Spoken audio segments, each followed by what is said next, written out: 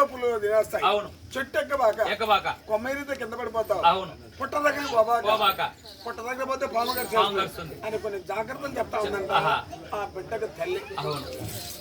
అమ్మా అమ్మా ఊళ్ళో వాళ్ళంతా పోతున్నారు. పట్టు పోనా పో అమ్మా పోంటున్నావు కానీ తిరిగి రా అని చెప్పలేదు కదమ్మా. నాయన అమ్మా మన యొక్క విధివంతము మన కాల కర్మ నాకు బొమ్మను చెప్పడం ద్వారా ఆడతా గాని తిరిగి రమ్మని చెప్పడం ద్వారా అడుగు మారా పో నాయన పో.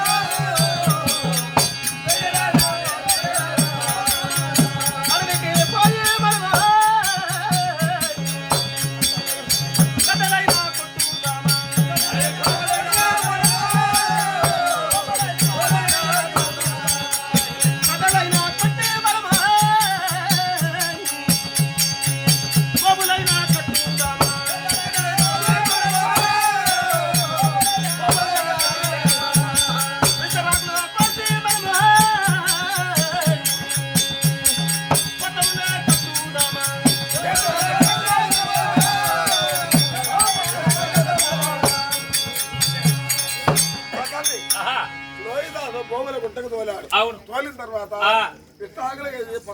కట్టాడు. ఈయన పొలాలు కట్టలు కట్టాడు. కట్టల మోప కట్టాడు.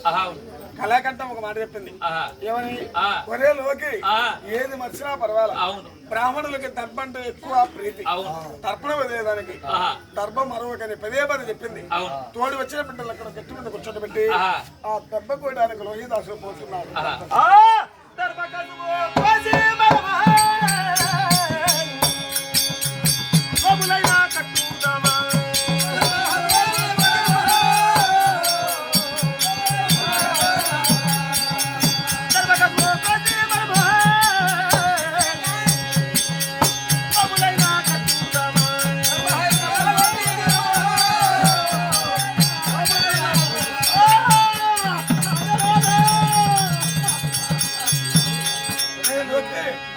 ఏమైంది నాయన ఏమైంది?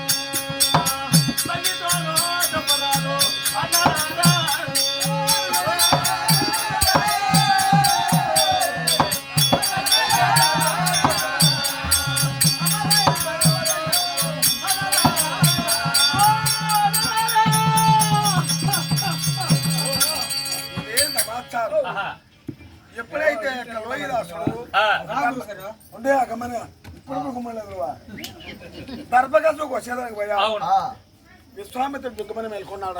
ఏమంటే ఎంతవరకు హరిశ్చంద్రుడు వాడు నోట్లో అబద్ధమే రాలా, ఇన్ని కష్టాలు పెట్టాక ఆయన ఒక సృష్టికర్త. అట్టే నాగదేవతను పుట్టించాడు విశ్వామిత్ర వారు. పట్టంతే నాగదేవత వాడు హరిశ్చంద్రుడు సర్వాంతం కోల్పోయినా వాడు అబద్ధం చెప్పలేదు. వాడు దర్భకు వచ్చేందుకు పోతున్నాడు. దర్భ పో వాడిని కాటే అన్నాడంట. ఆయన సృష్టికర్త కదా. బాగా మేఘాల మీద వెళ్ళిపోయింది దర్భ పొదకి నాగసర్పం. దర్భ కోయడమే అంది కాటి వేసిందంట నాగసర్పం. ఎప్పుడే కాసిపోయావు అమ్మ అమ్మ అమ్మ అన్నాడు మాట్లాడినాడు.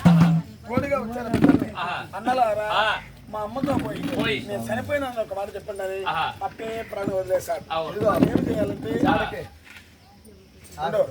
మనం ఏం చేయాలి తెలిసిన తంగేడు ఆకలంతా బిడ్డలంతా కప్పేస్తాం.